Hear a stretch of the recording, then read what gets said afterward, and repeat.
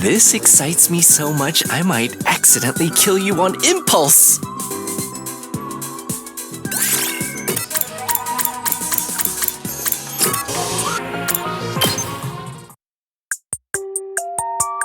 I told you before that I come from a family of assassins. My parents, 2 older brothers, myself, and my younger sister were all professionals. Our house is fairly normal looking on the outside, but there's a large complex underneath it.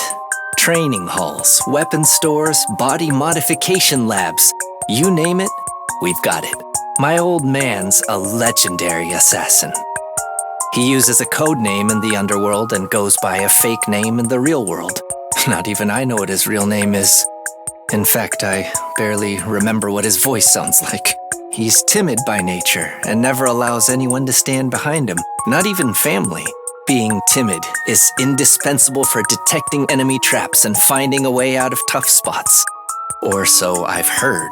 I bet you're wondering whether I should be sharing so much private stuff about my killer family with you, right? Don't worry. Since I already told you, I'll have to kill you myself one day. Good talk, Takumi. Let's do this again sometime.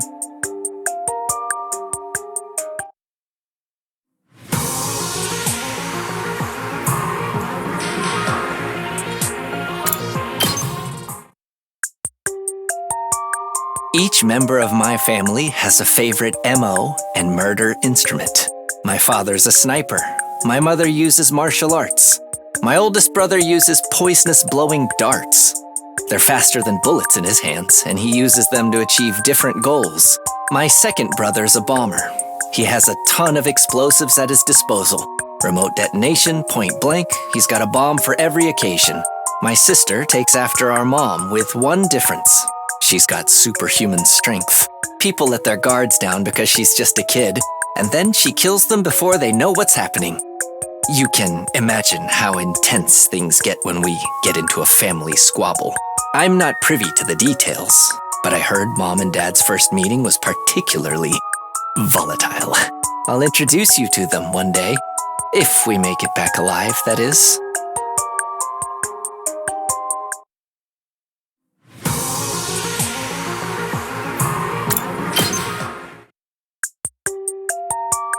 I think you've heard enough about my family. Here's something about me. As boring as it may be, you could say I'm the black sheep of the family. I'm a pretty darn good assassin if I do say so myself, but my family, they're outright killing machines. My dad decided to modify my body in order to better harness my potential. It did boost my assassination skills, but that was never the issue. The issue was my heart. Deep down, I knew killing for a living wasn't for me. If I had to kill someone, I wanted it to be someone I chose, in my own time, in my own way. That's why I never got any better at my job. How could I, when I was doing it so reluctantly? I'm going to quit someday.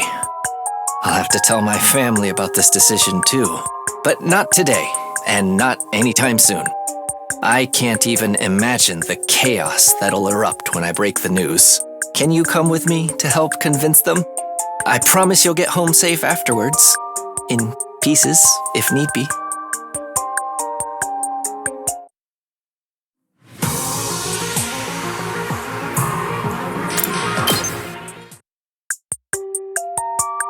I've killed plenty of people as an assassin, albeit reluctantly. I'm pretty good at compartmentalizing, so there aren't many targets that left an impression on me. But I do remember one particularly bizarre job. My target was staying in a heavily guarded VIP hospital room. When I finally managed to sneak in, I saw a very young girl in bed there. She was the daughter of a rich family, but she had a chronic, debilitating illness. Her parents had been subjecting her to all kinds of treatments to prolong her life. Unable to bear with the pain any longer, she decided to put an end to it all. So she used her own savings to pay me to kill her. I fulfilled her request in the swiftest and most painless way possible. That was when I first realized that there could be mercy in murder. So if you ever want a merciful death for yourself, you know who to call.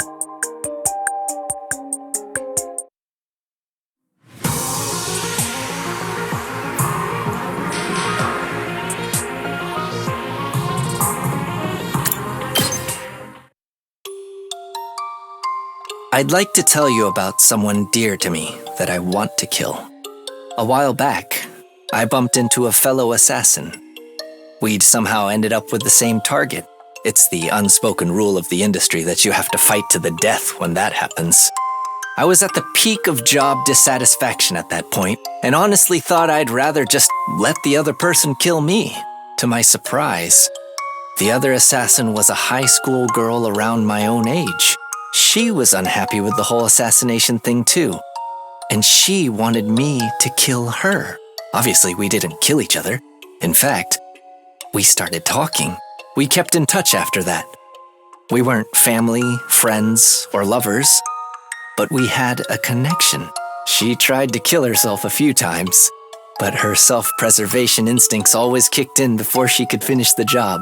The choice to die on her own terms had been taken away from her. So she asked me for a favor. She asked me to kill her and free her from this life of misery. One day, I got word that she was in a coma after sustaining some major injuries. But right after that, I ended up here. I'll keep fighting so I can keep my promise to her. Once I get back to the TRC, I'll find her and kill her. Not just because she asked me to, but also because deep down in my heart, I've developed a true desire to take her life. Thanks for listening to my rant. Now you're making me feel like killing you too.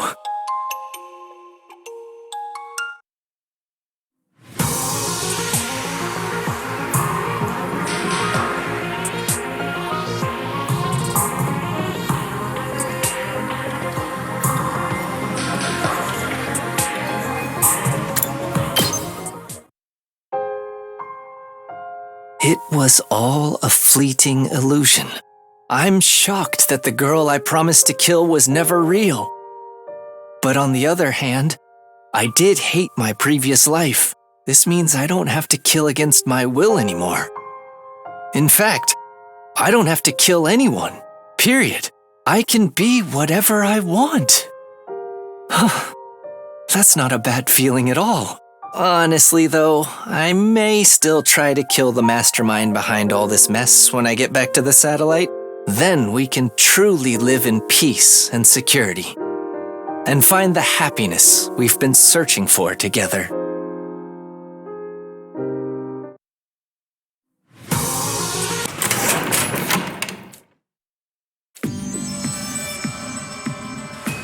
Yugamu! What are you— Sabino! Save me! Sirei, are you okay? You came faster than I expected. I thought my little distraction would buy me more time. Would you mind staying out of my way? There's something I have to do here.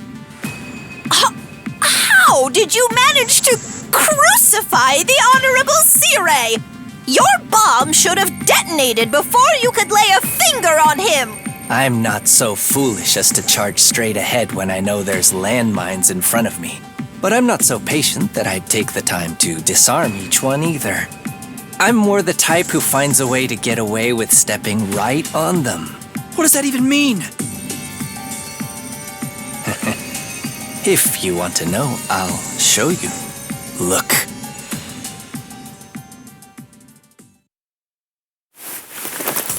What the? I opened myself up and took a look. Sirei was telling the truth. There was a small bomb embedded inside of me. Don't tell me! That's right. I surgically removed and destroyed the bomb. It wasn't easy, I'll tell you that much for free. I couldn't anesthetize myself, since I was my own primary surgeon. You did that to yourself? It was my first time doing it in the mirror. so it was a killer test of my skills. But you're making me feel so shy. All of these prying eyes on my exposed flesh. Don't look! Stop! Please, don't look at me. No, wait. Look at me. Feast your eyes on my humiliation. More!